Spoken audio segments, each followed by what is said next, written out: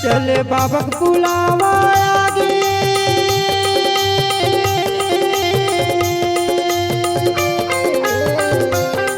यहाँ बाबा है महिमा दिखाए, यहाँ गुरु है महिमा दिखाए। पेंड्री तालाब के अमृत सरोवर में बाबा है मेला लगाए, छत्तीसगढ़ के कुतुब मीनार में सत की ध्वजा लहराए।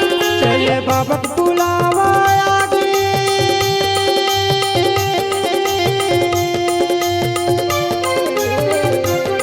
यहाँ बाबा है महिमा दिखाए, यहाँ गुरु है महिमा दिखाए।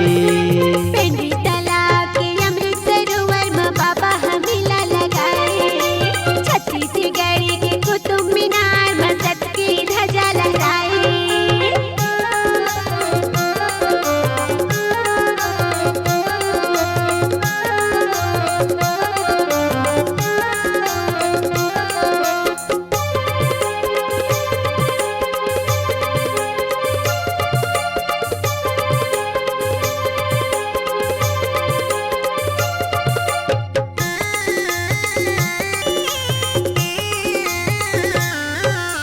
दुनिया भर के संतो बाबा तोरे चरण माया गिन, तोरे चरण माया गे बाबा, तोरे चरण माया गे, तोरे चरण माया गे बाबा, तोरे चरण माया गे।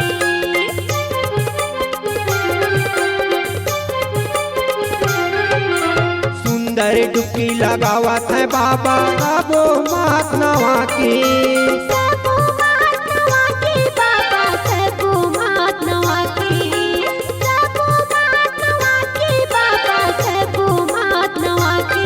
यहाँ गुरु का संदेश आगे,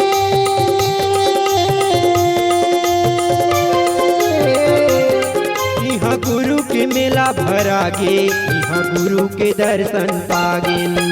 पेंड्री तालाब के अमृत सरोवर में बाबा है मेला लगाए, छत्तीसगढ़ के कुतुब मीनार में सत की ध्वजा लहराए।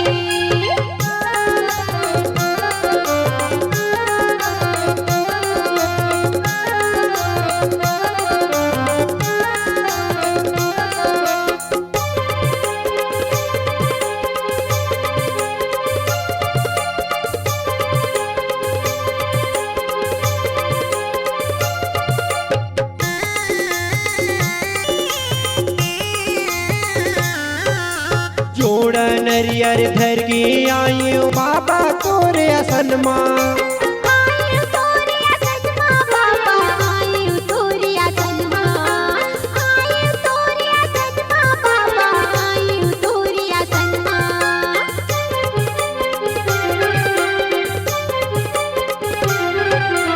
जैसन जैसन शक्ति बाबा वैसन फला पावे। ओइसने फल्ला पावै बाबा, ओइसने फल्ला पावै, ओइसने फल्ला पावै बाबा, ओइसने फल्ला पावै। अमरदास गुरु के महिमा भारी, एक सादा के हवै निशानी, सीधे करे है अमृत पानी। पेंड्री तालाब के अमृत सरोवर में बाबा है मेला लगाए, छत्तीसगढ़ के कुतुब मीनार में सत की ध्वजा लहराए। चले बाबा का बुलावा आगे,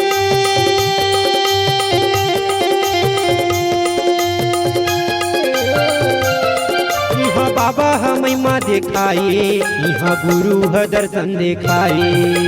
पेंड्री तालाब के अमृत सरोवर में बाबा है मेला लगाए, छत्तीसगढ़ के कुतुब मीनार में सत की ध्वजा लहराए। गुरु है दर्शन दिखाए, सादा के झंडा लहराए, बाबा है महिमा दिखाए। अमृत सरोवर बनाए। C-Log Digital Recording Studio, Cordoba. Contact number 99071192115.